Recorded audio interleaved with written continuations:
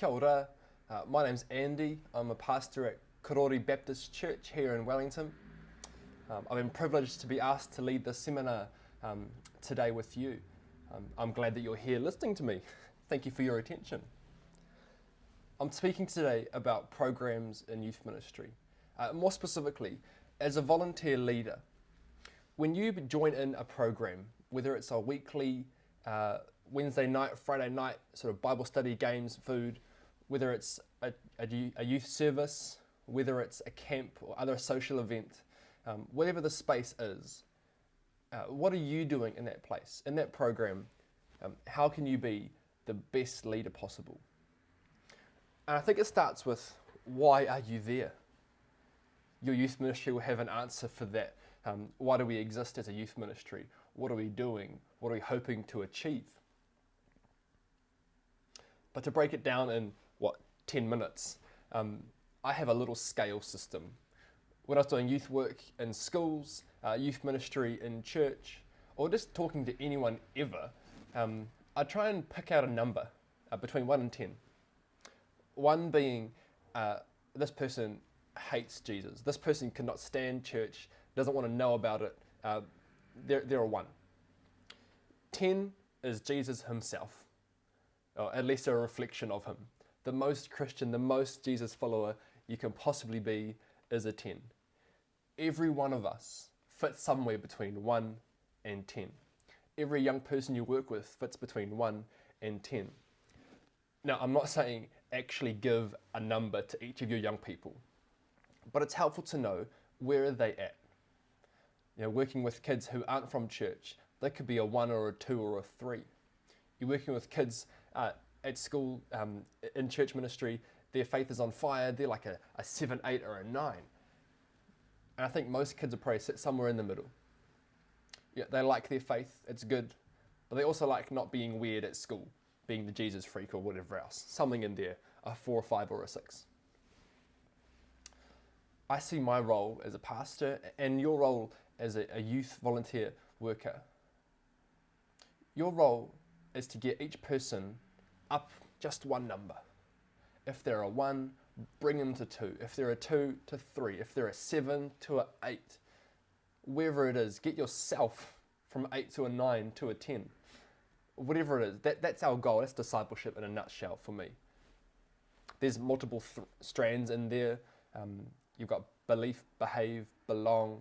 You know, you could change someone's behavior, but we want to bring along their belief as well, their belonging as well. We want to grow the whole person. And just one of those tools, just one little thing, one little way that we can do this is through questions. Now, we want to have good conversations with young people. Conversation fuels all of this stuff. It builds trust, it builds relationship, it challenges faith, it grows faith, all of that stuff. And I think one of the cores to being a youth worker or a youth leader is a good question. I'm going to scroll down on my notes. Good questions come in a variety of shapes and sizes. You got open questions, closed questions, all of that. I'm not going to discuss what a question is. You can ask your youth pastor for that. But I've got 4 things that I look for that allows for good conversation with young people. The first part of a good conversation with young people is being around them. You know, take an interest in their life. Outside of your Wednesday or Friday night, outside of your Sunday youth service or your camps or your other events, how are you connecting with them? Are you texting and calling and following up? Are you going to watch their sports games? Do you know what hobbies they're into, those computer games, the basketball team they follow? Are you going to their music recitals, their graduations? Just be around them. Go to what's important to them, which leads me to the second point. Include them in your life. Do you have a hobby? Are you really into that basketball team or that video game? Include them in that. Invite them into your life in a way that's just normal.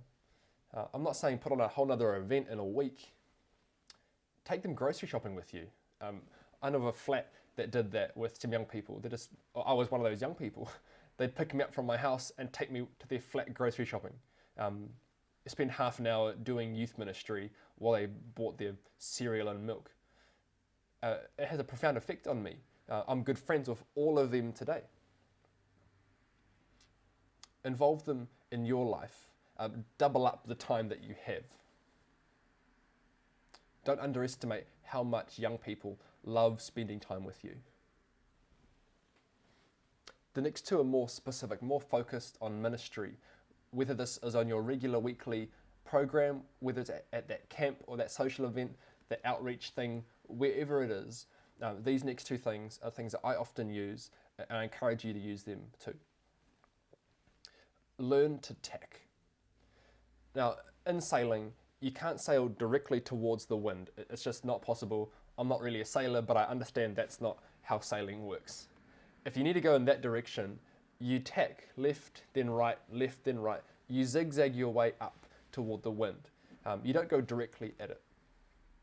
I think the same can be said for young youth ministry conversations. Sometimes you've been in a situation. A youth leader or a pastor asks a really deep, a really vulnerable question. It could be a really good question, but it's too much too soon. It's in the wind, and it kills a mood dead. Everyone's awkward, they clam up. I'm not answering that one. A good youth leader has a skill that allows them to tack left and right, sort of going towards that conversation, not ignoring that deep topic, but circling it, tacking around it, getting there gently, maybe encouraging one of the youth to bring it up by themselves, those situations. It's a skill that, pragmatically, it might look like someone who's playing cards with youth, and while they're playing that game, they're able to talk about something a little bit deeper, ask a really deep question and come back up again. Ask a deep question over here and come back up again. The whole mood's not lowered down to this really deep theological Bible study. You're still just hanging out playing games. But the conversation is a bit deeper than who broke up with who, or who likes who, or what exam I've got on at school. Those are important as well. We're always trying to move someone along that scale, get them talking and thinking about deeper and deeper things. For someone who's on that 1 or 2 or 3 scale, asking a question around faith or spirituality in general could be deep enough. I ask questions like, is there anything spiritual in your life? As a question. To someone who's never engaged with faith, I'm surprised at how many times young people say, yes, there's something spiritual that I've experienced. And they don't want to attribute it to Jesus, but they've got something spiritual. It's a conversation opener. Now, for those kids that are 7s, 8s, and 9s, talking around spirituality would be really normal. Asking questions around Christian spirituality, spiritual disciplines, that might be something that focuses them, could be a bit deeper. So learn to tack. And lastly, a good youth leader doesn't always have good answers, but they always have a good question. One of the best skills of any youth leader, whether they're employed staff or volunteers, is being able to say, I don't know, when a good question is asked. This preserves the conversation for another day when you've done some research. But one alternative to that, a really good question to ask with, to return with, is, that's fantastic. How would you answer this question? See, I get asked deep questions all the time from young people, and I'm sure you do too. And sometimes I'm not sure where to begin. I want to dive down deep into theology. I want to open the Bible and maybe even look at some Greek words if I'm really into it. But that's not what they want. They want something else. And so it's good to ask them, what do you think? How would you answer this question? One, it gives them some time to share their opinion. It makes them feel valuable. It makes them feel heard. And two, it makes you understand where they're coming from. What are they actually wanting to know behind the question? Some of the deepest conversations I've ever had come from asking this in return. And sometimes when they're not asking any questions, you need to start with one. My example of this is to ask a really weird question, something a little bit off. I'll give you an example. What job would Jesus have if he were on earth today? that's a really weird question to start with, to just open, not break some ice, but to go deeper. That's a weird question. You can ask the people you're with, whether it's one-on-one or a few people, what do you think? They might say plumber, they might say lawyer, they might say doctor, they might say youth pastor. It could be anything. And then you get to ask them, why? Why do you think that? And they share their why. And you can share your why. And suddenly you're talking about who Jesus is, what his character is, what is he like? And you're talking about the real world. What jobs are there in the whole world? And what does Jesus like about those different careers? A doctor, they heal people. A lawyer seeks justice. A plumber fixes houses and piping. No one likes a leaky toilet. We all know Jesus was a builder. He was a minister, a rabbi.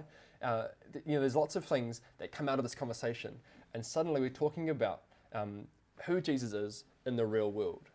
That's something that's worthwhile talking about, and it comes from one sort of deeper question. Now, that's my style. You need to figure out your own style for yourself. How are you going to do it? But having a good conversation, being aware of your context, having that sort of sliding scale in mind in different ministry contexts helps you know, where am I going? What am I doing here? As a youth volunteer leader, how can I be the best leader in this space? Hey, thank you so much for listening to me. I hope this was helpful in some way at least. Bless you all. See you later.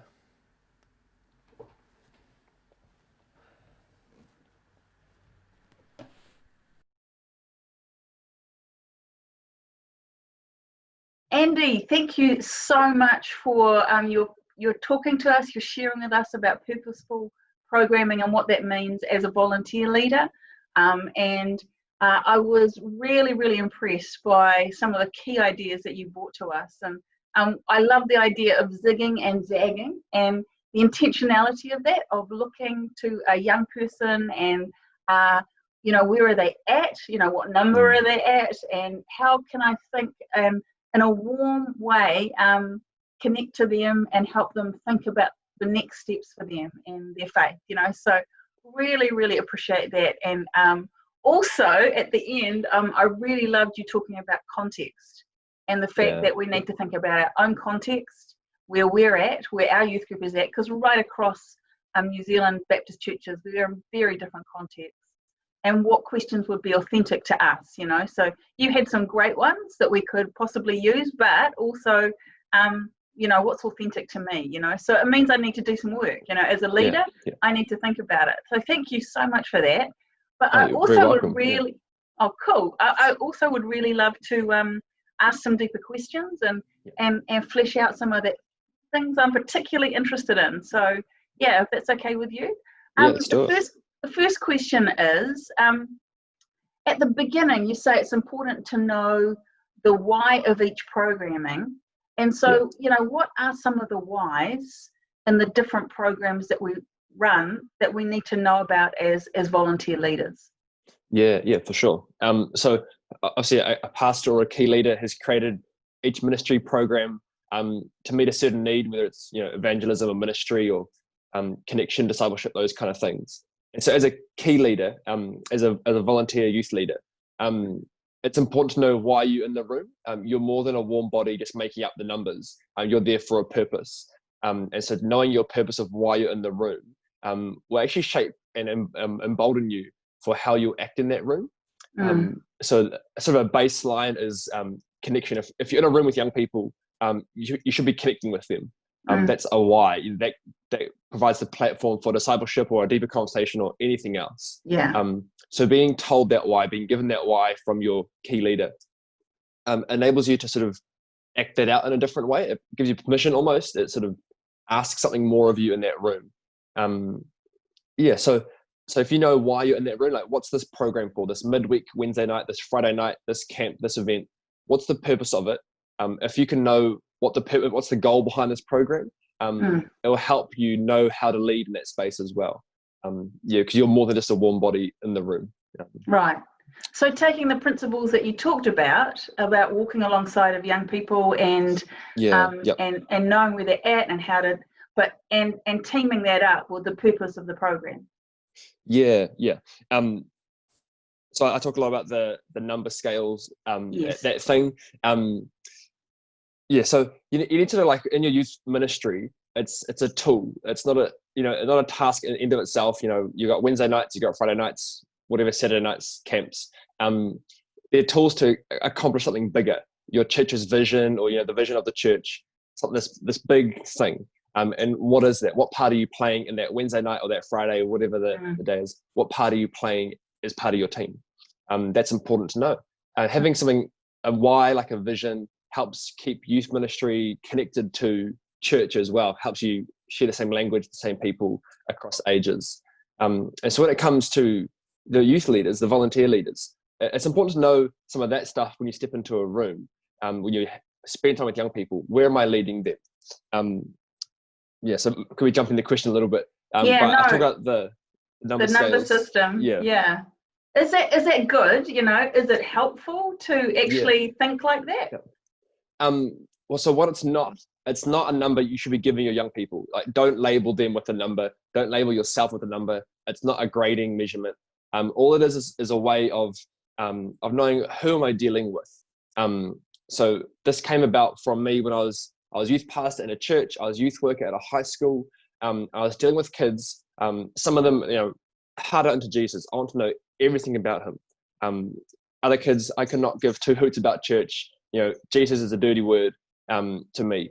And so I'm trying to be myself with these different groups of people. And when you bring those kids in one place to a church setting, you get kids that have been in the same church their whole life.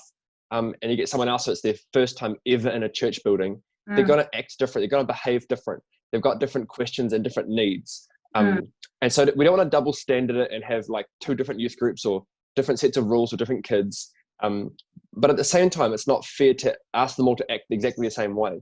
And so the questions and the conversations I'm having with, I would say a 1, 2, or a 3 kid, someone who's maybe just heard about church, been to church once, or could not care less about church. Those conversations, those questions that they're asking of faith are different than the ones at 7, 8, and 9. These kids have got some big questions. Does God exist? Is a spiritual world real? Other kids want to know more about the history of the Bible, historical context of different books, that kind of stuff. And both are really good questions, and both, I want to explore that. So I sort of got the scale system in my head of a way of going, I don't want to make a number 1, a number 9 straight away. That's just frustrating, when you try that and fail. I want to get the number 1 and bring them to a 2. What's the question they're asking them, or what's stopping them from going closer to God? What's that thing? And so the number scale for a volunteer leader is going, looking at the young person going, what questions are you asking? Where are you at in your faith or in your life? And how can I step in and journey with you? That's how to use that scale system. It's not an exam or a number to be. And I know from my own daughter, she brought a whole lot of her non-Christian mates, had nothing to do with church, to youth group. And unfortunately, the leaders expected them to act like, they'd been on a few camps, they'd been around for a couple of months, and they expected them to act like church kids, and it was incredibly harmful. And they expected cookie-cut, behaviour. And so, I think it's so helpful if leaders can say, hey, this young person's here, and they need more grace. They need some understanding, and they need the right kind of questions and the right kind of support. So even the way that you program towards those kind of young people, what supports you put around them. So I really like it. I wonder how your brain works, but but I really think it's a very, very helpful way of thinking about it. I'm thinking though, there must have been something that went on for you that made you think, look, this is important. We need these ideas. So I guess like when I was at Carey, doing the youth ministry degree, so the theology degree with the youth ministry training, I was reflecting on my time in youth ministry, and I was thinking about these people that were my role models I looked up to, and the stories that I was sharing and thinking about weren't the sermons and the Bible studies and the camps, although we were at camps. It was this little incidental times, the drive between places, the drive home from a camp or drive to a camp, My old youth pastor, he used to take me grocery shopping with him Right. because he needed to go grocery shopping. He wanted to spend time with me. We had some really good chats just walking around Pack and Save. Yeah. And so I was thinking about, like, it's a real weird thing, the skill to be, I call them segue spaces. You're at a camp, the main session's finished, and you're walking back to the tents or the cabins. That 2-minute walk can really prepare the soil for a deep conversation in small group. It can really break the ice or really bring up some stuff. And it's those moments that having good questions just at the back of your mind, that they really unlock that. There's some of the stuff that helps you get from a kid from a 1 to a 2 or a 5 to a 6 or that kind of thing. And it's the things like at your programs when you have, you get a youth leader run this game, and they run the game really well. But actually, running the game isn't important, although you should do that well. What's happening in that game? What's the space there? When you're transitioning from the fun hangout to the more serious stuff, who are you sitting next to? Who are you sort of getting alongside and connecting with incidentally? Those skills and those things aren't really talked about in youth ministry. They're more absorbed through a youth culture. So if you've grown up in that culture, you do it automatically. And so I just wanted to highlight that and bring it up for my leaders. So when I was at Franklin Baptist, my previous church, we had a team that everyone's equal, which is completely true. And what we started doing, and I say we, because I didn't lead this, they sort of did it themselves. They started leading in places that match their personality and their passions and their strengths. And when they did that, they're still all equal. Even though they've got different responsibilities, different areas, everyone's still equal. But when they led in areas of passion and strength, kids responded with their passions and strengths as well. Their personalities came alive. I saw, people would worship lead together, but then at the worship practice on another night or before youth. It's those incidental times, the segue spaces, that really foster connection and grow so that your programming becomes much richer. And that's what I wanted to focus on. We can have kids, youth leaders who run great, games, small group studies, all that stuff, and yet we were still missing something. And so we want to do those things really well. We want to add to it the sort of the segue spaces, the connective stuff. That makes a ministry come to life. So, I mean, obviously you saw that while you were studying at Cat Carey, you were working at Franklin. That's a culture change that needs to happen in your youth ministry, to help leaders learn to do that. How did you do that? How did you bring about that culture change? I started modeling it, I guess. I saw one of my leaders, he was doing it himself. They're playing cards before youth, and he would, they're sitting there playing cards, they're joking, and he'd sit next to this guy, and he'd have a deep conversation with this guy, and then they'd come back, and they'd zig and they'd zag between a deep conversation, not counseling level, but something more than just how's the weather, back to the game. And I looked at him and said, can you teach me to do that? That is necessary. And the team, we started growing in this thing. And it's not something that I'd say my team could say, oh, we focused on that, but it's something that evolved. And so when you have like this questions or the number scales, this stuff is what, it's the soft skills around the content of programming that we focused on. And so I asked to be led in that. I said, I'm not good enough. I want to grow. And I took my team with me. It didn't come down from on high from key leader. So thanks, friend. And thank you. Yeah, thanks for the time. See you soon. Okay. Cheers. All the best. See ya. See you, buddy.